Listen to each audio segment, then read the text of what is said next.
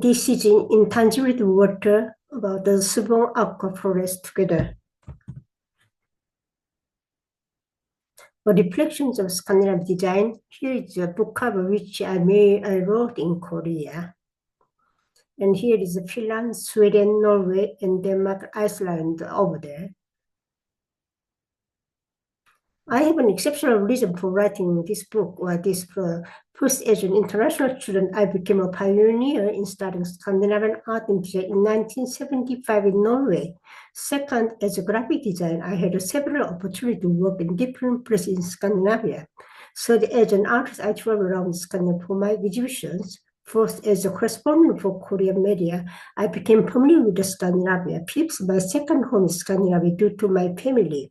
Sixth, as a member of the Finnish diplomatic corps, I extended my knowledge to Scandinavia to promote Finland abroad.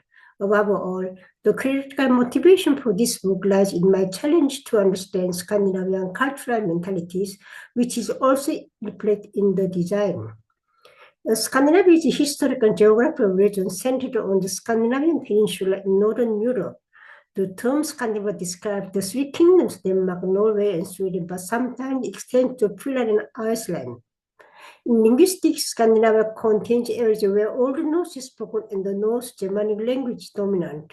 Although Finland is culturally related to other Scandinavian countries, Finns form a distinct linguistic and ethnic groups that spoke a Finno-Ugric language.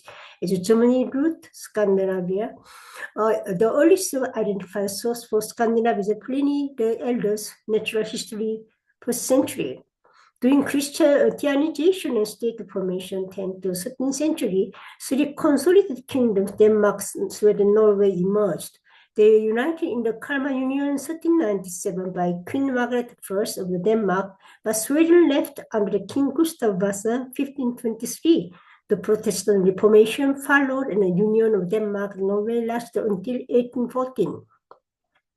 The name Scandinavia was introduced in the 18th century when ideas of common heritage developed into literary and linguistic Scandinavianism. A unifying concept, this term is established through poems such as Hans Christian Andersen's I'm a Scandinavian in 1839. Andersen supported early political Scandinavianism and wrote after visit to Sweden. All at once, I understood how relate to the Swedes and the Danes and the Norwegians are, and with this feeling, I wrote the poem immediately after my return. We are one people, we are called Scandinavians. Here you can see Denmark and Helsinki, and you can see this Iceland, down is Viking in Norway, and then Pamnia place in Sweden. So Scandinavian design denotes the school of thought in the art crafts and their practical application from its birth in around 1920. Modern Scandinavian design has been underpinned by Lutheranism, the state religion that salvation can be gained through honest work. This model has formed the development of Scandinavian design, and designers have instigated a democratic approach to social ideas and quality of life.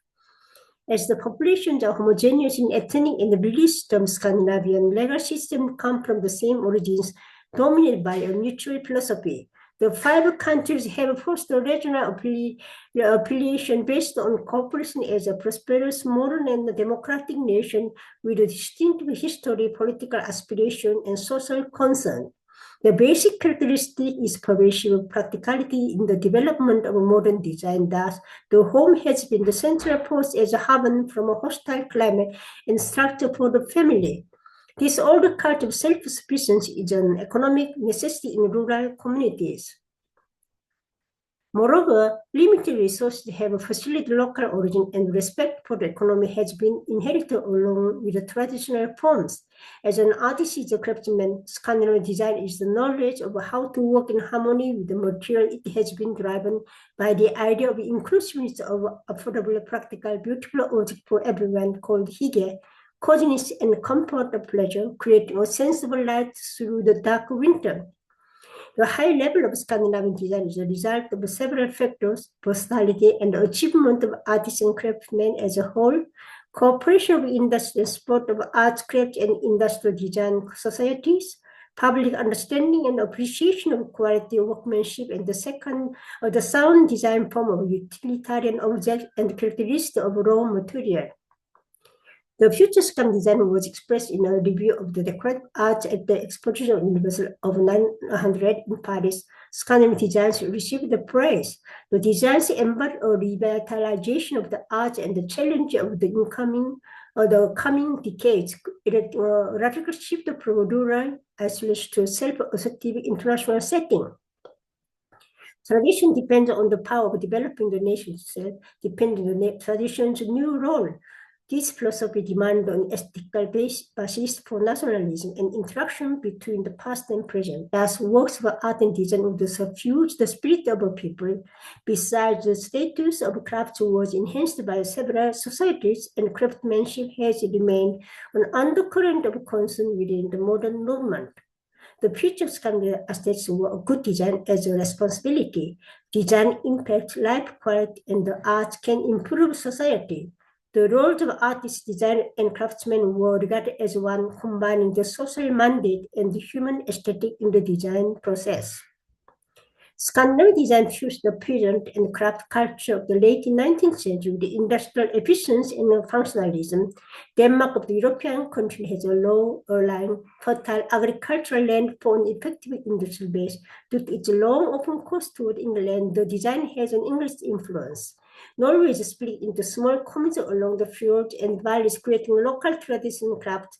Iceland has an isolated position in the Atlantic with the characteristic of epic poetry and literature rather than design. Finland's location of political and cultural cross between East and West result in independent design. Sweden, the last in Scandinavia, turned to the East and the South. The five countries have not always maintained a good relationship, but today's peaceful competition of design has proceeded to sharp confrontation. So I chose some of these famous artists or designers in Denmark here. I don't have all times, I'm just going around. Kai Bøjsen, he was appointed silversmith to the King of Denmark with international acclaim for wooden design of characteristic monkey and popping toys and functional yet sculptural thick salad bars. And Karl Klint, the Klint teaching lay the foundation for the renewal of a Danish design of the Second World War, inspiring a classic modern design. But for Henningsen denounced the artistic pretension of Scandinavian design and urged the pragmatic approach to good design, considering traditional forms and materials for democratic product. Arne Jacobsen, he combines sculptural organic forms with the traditional Scandinavian design attributes of material and structural integrity to produce timeless, elegant, and functional design. Finn Yule, he developed the construction techniques for teak called the teak style. Yule influenced the next generation of Scandinavian designers with his bold sculptural forms and ultra-refined detailings.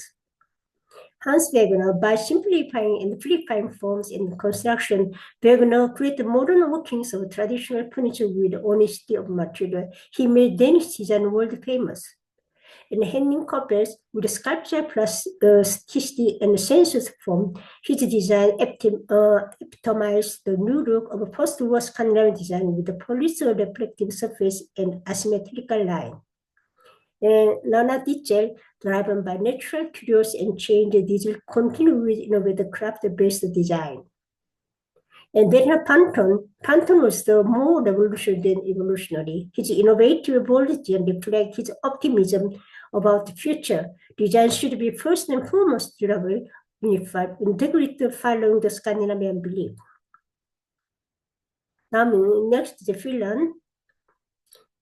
Aivalto is a pioneer organic modernity. His architectural work brought him international recognition through the first functional Turun Sanomat building.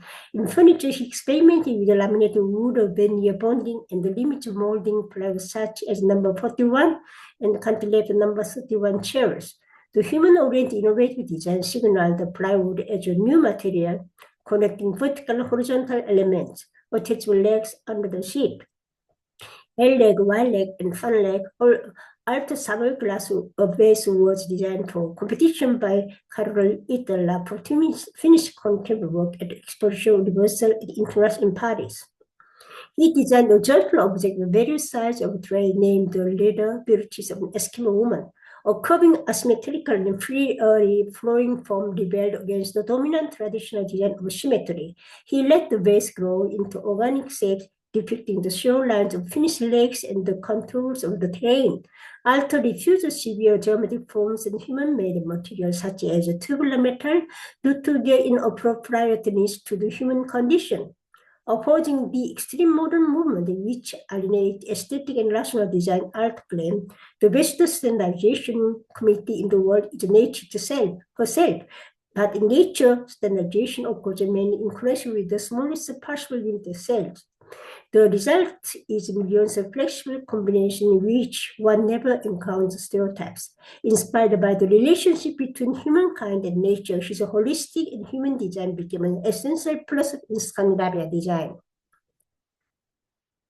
Named Kai Frank, his career reflects unique working practice of a Scandinavian designer for functional goods in mass production, along with exclusively limited art pieces.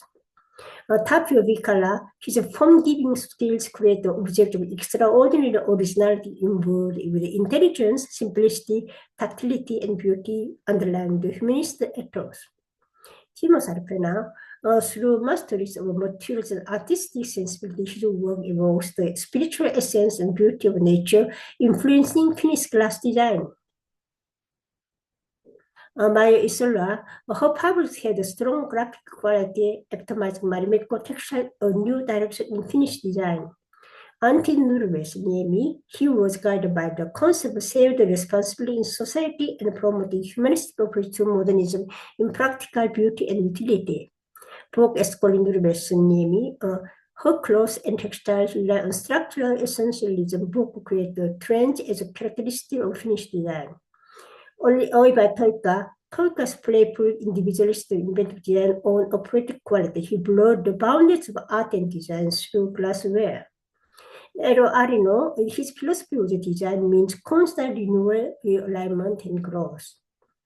Yrjö Kukkapora's work is finished distinct by sharp graphic outline, technical innovation, high quality material and construction. And Stefan reinforced by bringing an artistic sensibility to the design of functional objects, his work is a peculiar but of distinct Scandinavian character. Harri Koskinen's his work embodies the critical values in Finnish design of innovation, function, simplicity, and artistry. Now, Iceland, there are two. Gudjon Samuelsson, the pioneer of modern identity for Icelandic design that adapted to national vernaculism and Scandinavian classicism. And Gunnar Magnusson, his design reflects the Icelandic penchant for elemental construction and functional straightness. In Norway, we have Gerard Munthe, promoting the Viking revival. His work was involved with the symbolism for the country, independence, and national romanticism. Frida Hansson, she became one of the greatest advocates of Art Nouveau in Scandinavia. Gustav Gaudermark, his Art Nouveau work had an impact on Scandinavian design during the early 20th century. Arno Cosmo specialized in enameling, which became a Norwegian specialty with his wife through revision of techniques for abstract motifs and vibrant color. Billy Johansson, although Johansson's clear and small glass designs had an underlying integrity that was utterly Scandinavian. Thias Ekop contributed to the international attention to the country design output. Peter Speak, despite the Scandinavian concept for social inclusiveness and beautiful living, his work concerned expressed from a reflection of Norwegian liking for ordinary individual art. In Sweden, Carl Larsson family, the intuitive and simple lifestyle formed the background from which modern Swedish design evolved, seen as a spiritual progenitor of the IKEA aesthetics.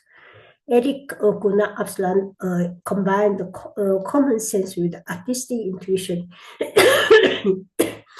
in his lifetime, search for balance with clarity of form. Bruno Marchand, as a pioneer, he devoted himself to the continual development of ideal type based on structural purity and human-oriented logic. Sigvard Bernadotte and Björn were the first Scandinavian design consultants to achieve international recognition. Gunnar Sirén, as the innovative grand old man of glass, continues to design original and beautiful glassware for other purposes. and Johan Holden the inexperienced to travel environmental and sound furniture. And Bjorn Lance, one of his skills was transfer hard industrial design to look and feel attractive. So this is all very short, but it is very important to understand Scandinavian design. Thank you.